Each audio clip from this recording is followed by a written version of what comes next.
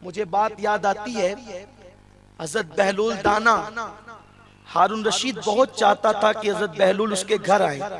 हजरत बहलूल दाना जाते नहीं थे, इसलिए कि सूफिया और औलिया कभी अहले इक्तिदार के दरवाजे पे गए नहीं। क्यों नहीं गए? क्यों नहीं गए? इसलिए कि जिसका ताल्लुक बादशाह हकीकी से जुड़ जाता है, फिर कासा लेसों से उनका ताल्लुक क्या है? असल तसव्वुफ ये है कि दुनिया से तुम अपने आप को दूर कर लो, दुनिया तुम्हारे दिल में ना आए।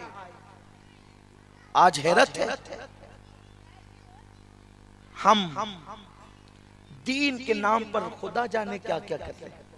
तो हज़रत बहलूल दाना को बहुत बुलाया जाता था, आते नहीं थे। एक दिन हारून रशीद ने कहा, एक काम करो, ये बहलूल हमारे घर के सामने से रोजाना गुजरते हैं, आते नहीं, कपड़े का थान बिछाओ और जैसे ही वो अपनी धुन में कपड़े पे पैर रखें, दोनों तरफ से कपड़े का थान उठा लेना, हमारे महल के अंदर आ जाएंगे। नहीं आते तो हम उठवा लेंगे उनको।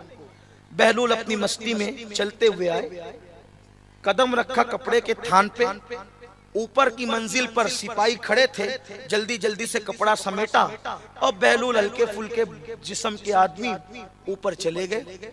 हारून रशीद के सामने पेश कर दिया।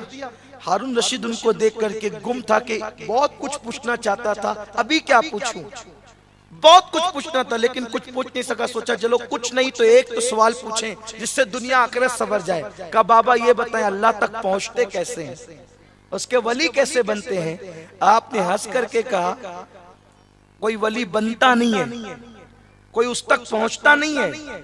हारून रशीद, जैसे कपड़े के थान पे तूने मुझे उठवा लिया ना, जब वो चाहता है तो अपनी रहमत के थान पे ऐसे उठा करके अपनी कुर्बत अता कर देता है। वो यूं ही शान से मकाम विलायत देता है। बरसों की इबादत भी वली नहीं बनाती और कभी कभी एक नेकी भी विलायत की मंजिल पर पहुंचा देती है।